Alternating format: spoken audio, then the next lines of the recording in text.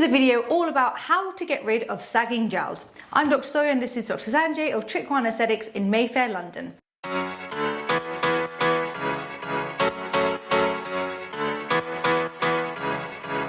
So Sanjay, what exactly are jowls?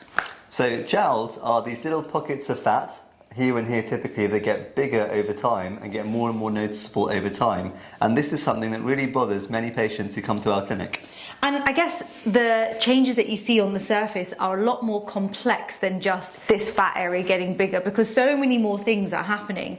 And knowing those then dictates what kind of treatments that you can offer for those areas. We always say if you understand a problem, it becomes less scary. So our job here is to make you understand what a jowl is, how it forms, and then we can go through different things that we might want to do to help soften or eliminate it. So if you look at the different layers of the face and we start right from the base, the bone, what's happening across the face to add to the appearance of these jowls?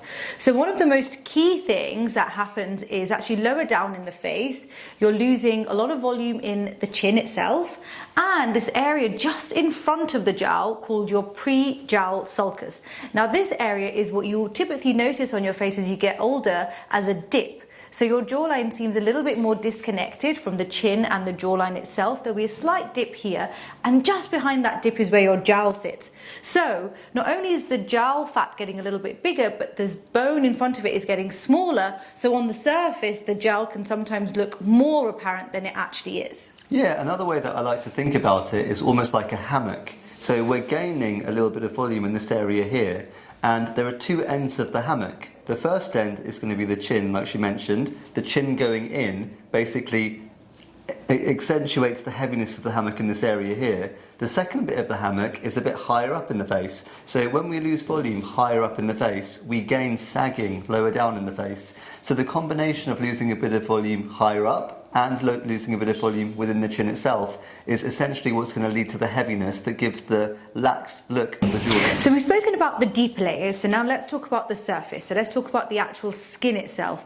So we know from really young, from your early 20s, the amount of collagen that you're building up in your skin and the amount you're breaking down goes into the reverse. So you're breaking down a lot more than you're building. So collagen in your skin is one of the primary things that you need to give it that firmness, tightness, hydration, and reduce the appearance of sagging in your face. So the lack of collagen will also add to the appearance of the jowl. So what age do people generally start noticing jowls?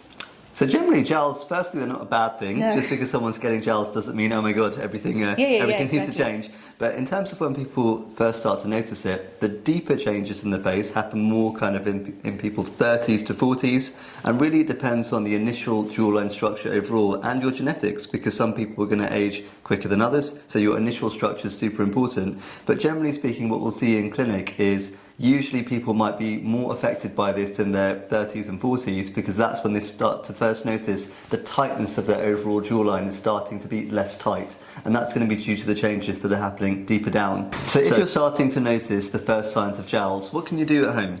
So to be completely honest, there's to target the root cause of why jowls form, you can't really treat that at home. But there are certain things that you can do to help reduce the appearance of the jowl. So firstly, you can do lymphatic drainage. So lymphatic drainage involves a series of massages across your face, and what this is doing is it's depuffing the face and reducing the fluid retention in the face. And when you reduce that, you get less sort of swelly look in the face and you reduce the volume in the face, so that creates an appearance of a more slim face. This is similar with other things like gua shas or home devices that you can use.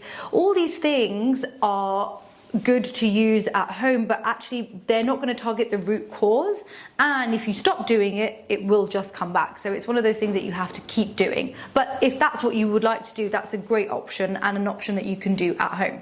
Usually with at-home devices, I'm always a bit wary of them, because if something's going to really work, it could be dangerous if done at home. Yeah, no, so none of these things that I've mentioned, like gua sha, etc., they're not going to do anything deep down. So Sanjay, what are the main things that you can do in clinic, non-surgically, for reducing jowls? So in total, we're going to talk about 4 things. So the first one's going to be some sort of professional massage or facial. The next thing is going to be direct fat dissolving of the jowl. Then we've got radiofrequency microneedling-like devices which can tighten skin and reduce fat. Something like Morpheus 8, for example, would be a good idea of that. And then finally, you've got dermal fillers. So the first one, the professional massage. I'm not going to talk too much about this because this isn't really targeting the root cause of the jowl fat itself, but what it's doing is similar to the at-home treatment, but you're getting the professional version in the form of what you do before a hydrofacial, or just from your therapist itself, where some really trained therapists, particularly the one that we have here, are really good at draining all that fluid from your face. That depuffs your face, makes it feel a little bit more slim and tightened, and reduces the appearance of the gel. But this isn't long-lived, as it's not targeting the root of the cause of the jowl fat. So the next option would be fat-dissolving injections, and with this type of treatment in particular, it's really important to consider it on a case-by-case basis, because some people might have gels that are too heavy for this to be effective. Some people might have gels that don't require this at all. So this one really needs to be looked at in a case-by-case with you and your doctor.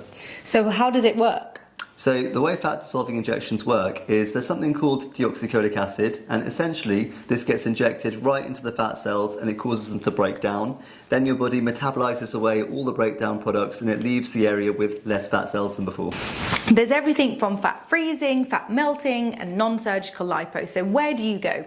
So for us, the device that we found to be most effective for this region of the face, for the jowls in particular, is a device called Morpheus 8. So Morpheus 8 is a device that contains radiofrequency and microneedling combined, and it's a device that's designed for all skin types and all skin colors as well, which is really important to us.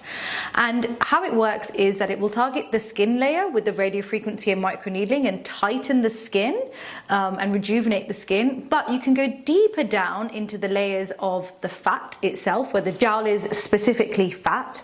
So it can go deeper down and it can shrink and tighten and heat that fat. And then you're getting a double whammy almost. You're getting the skin tightening and you're also getting the reduction of the jowl fat. An important thing to note with any device is that you must go to someone that's quite experienced with it. Particularly with Morpheus 8, you want to go to someone with a huge level of expertise.